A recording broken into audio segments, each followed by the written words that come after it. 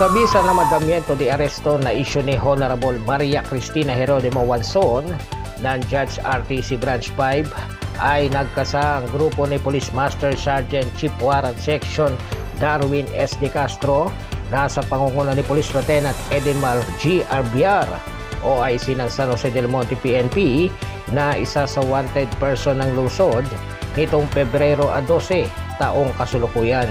Ayon sa report ay isang taon din umano itong palipat-lipat ng kanyang tinutuluyang bahay upang takasan ang kanyang nagawang krimen. Ngunit di nakatakas sa batas ang suspect dahil sa pagpupursigi ng mga pulis ng San Jose del Monte na mahanap ang suspect at maaresto ito.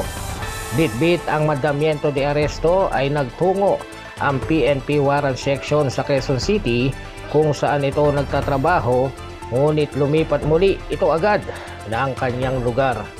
Agad naman nakatanggap ng impormasyon ang mga otoridad na patungo na ang suspect sa Barangay 185, Caloocan City.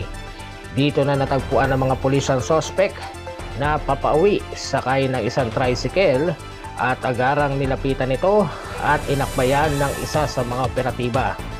Dito na rin kinilala ng mga pulis ang suspect na si alias Richie, edad 27 anyos, na naninirahan sa Barangay Santo Cristo, lungsod ng San Jose del Monte, Bulacan.